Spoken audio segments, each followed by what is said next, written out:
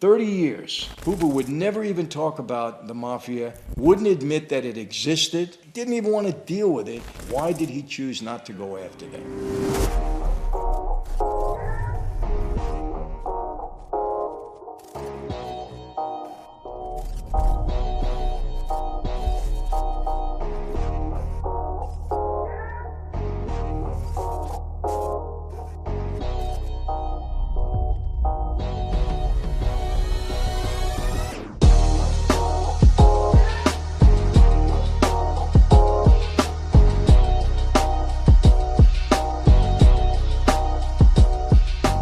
Hey everyone, welcome to another Sit Down with Michael Franzese. Hope everybody is doing well. All is very good, very blessed on this end. And as always, we give God all the praise, honor, and glory for that. You know, something that always kind of fascinated me or gave me a lot of questions was why it took the FBI so long to really focus on the mob and the mafia in this country. You know, throughout the 20s, the 30s, and the 40s, there were some pretty high-profile guys. Al Capone, obviously Lucky Luciano, Mazzaria, Maranzano, Meyer Lansky, who was very much involved, wasn't a made guy, but was involved with Luciano, Bugsy Siegel, very high-profile names, and they were organized in a way, but the FBI never recognized them as a criminal organization, as the Mafia, as Cosa Nostra. And, you know, I kind of look at the FBI today, and, you know, people, it doesn't matter what political party you identify with. The FBI has to be an independent organization. They're a law enforcement organization, allegedly the most elite in the world. They can't be politicized. Some of the things that I'm seeing today, I'm not going to get off on that, really concerns me.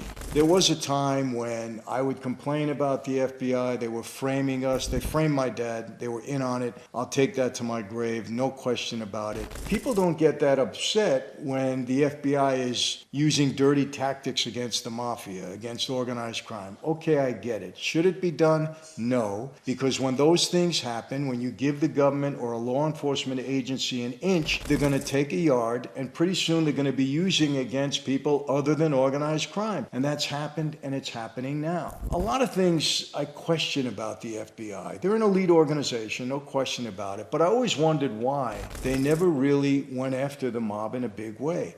Hoover, for 30 years, 3 decades, he refused to even say that the Mafia existed. He wouldn't talk about it. He was so obsessed with communism.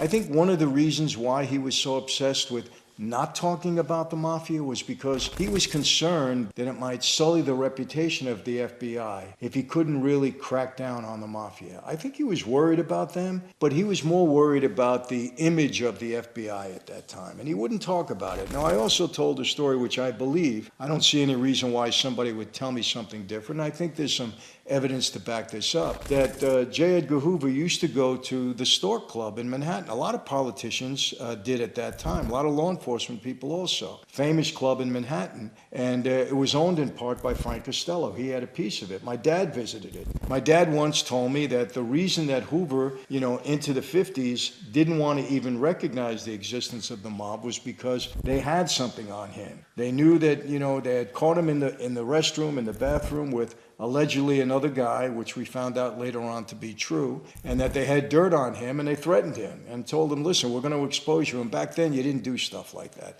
I think that's part of it. But that happened in, 40s or something, I believe. But even prior to that, he would never even admit to the existence of the Mafia. He didn't want to go after it. He didn't want to hear about it. To him, it was all about communism and going after John Dillinger and those single kind of, criminals that were high profile at the time. And then there was a point when everything changed. And you know when that was? That's when Appalachia happened in the 50s. I think it was 57.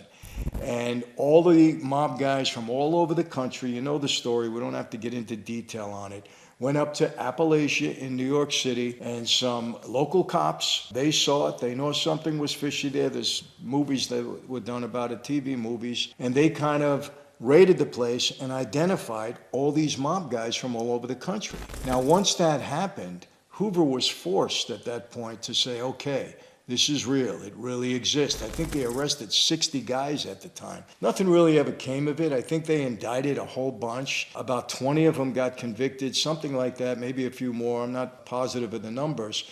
But every conviction was overturned later, so nothing really happened. But it did mark the first time that Hoover said, okay, I'm forced at this point, I have to admit. And this was even after the Kefauver committee hearings, which was identifying organized crime all over the country. Remember in The Godfather, those hearings when the guy came in and he was testifying, then changed his mind, and they had Al Pacino, Michael Corleone there.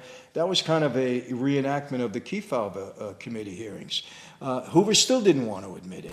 And, you know, I'm thinking back then, was it politically motivated also? Because he didn't want to destroy the image of the FBI? He had to know that these criminal organizations existed. It was too out there. I mean, there was blood in the streets. Local law enforcement knew about it. It had to get back to the FBI. There's no question about it. So what I'm driving at is, has the FBI always been somewhat politicized? And I think it has been. And I think that's proof right there that they wouldn't admit to the existence of the Mafia. Everybody knew that Mussolini chased the Mafia out of Sicily at the time. And what did they do? They all immigrated to the United States. Now, this is the FBI. Their intelligence is supposed to be the best in the world, even back then. They didn't know that these mafioso were coming into this country. They didn't assume that maybe they were going to join together. They didn't see what was happening in the streets with Capone and Masseria and Luciano, and they didn't figure out maybe there's something more than a couple of gangs just running around killing each other. They didn't realize throughout Prohibition, of course they did. They knew that, you know, what was happening during Prohibition. They didn't think that maybe these groups were really organized in order to pull something off like they did. Of course they did. The gambling operations, everything. But they decided, Hoover did, to stay away from it. Okay? Politicized again, worrying about the image of the FBI again.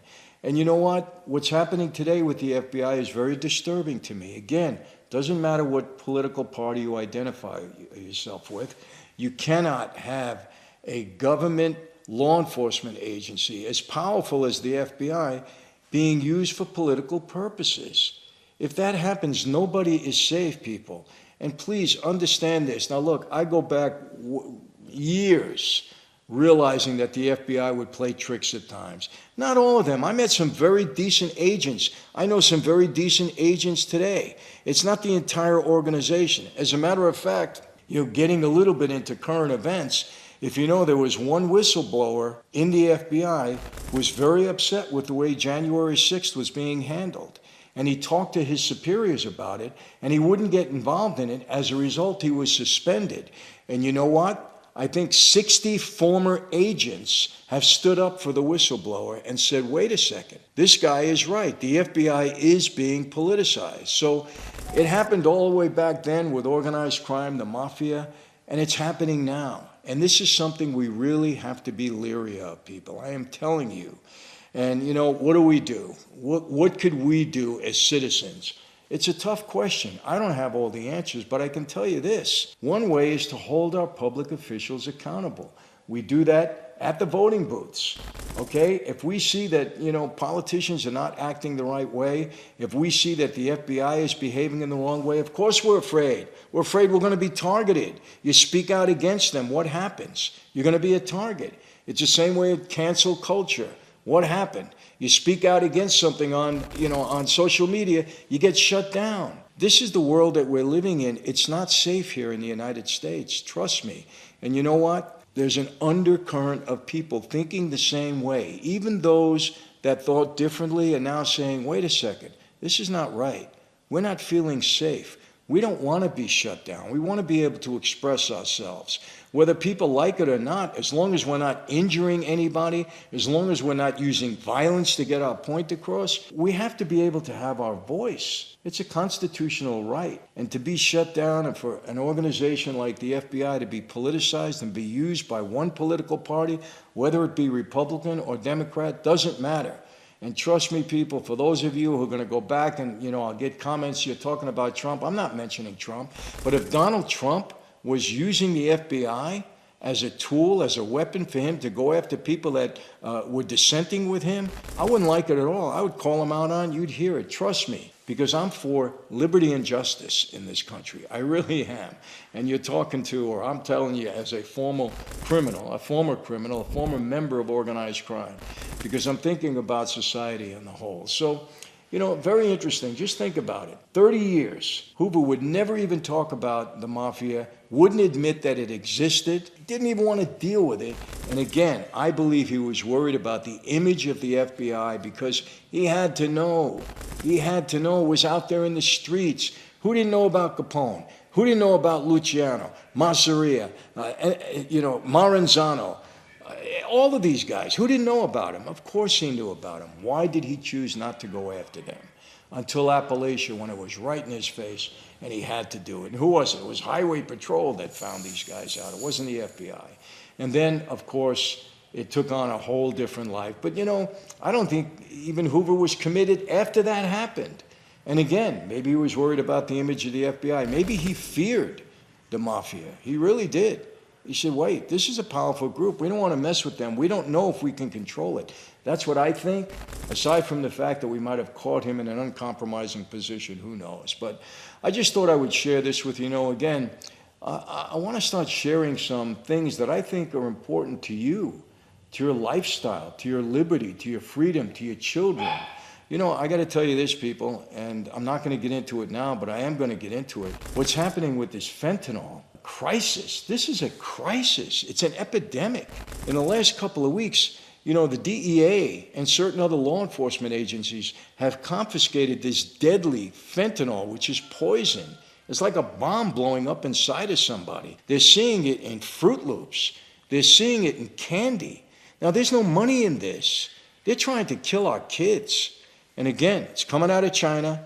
It's a fact. This is not me just, you know, mouthing off and not just saying something off the top of my head. It's coming from China. It's going through Mexico. It's getting into the United States in various ways. Yes, over the southern border. You know how I feel about that. But it's also coming in on the dark web. It's coming in through the U.S. Postal Service. They're trying to destroy our country, and we need to do something about it.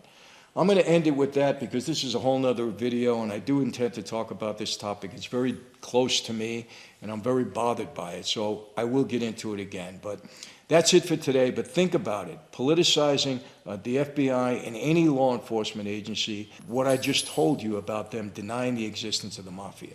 So that's it for today. How do I always leave you, my friends? The same way. Be safe. I mean it, man. I hate to even read the newspaper online today, especially in my hometown of New York. What's going on there is just terrible. Be safe. Ladies, watch yourself. Be healthy. Take care of yourself. We have every alternative to live healthy today, and we should take advantage of that. Be safe. Be healthy. I always mean this. God bless every one of you. And yes, I'll see you next time.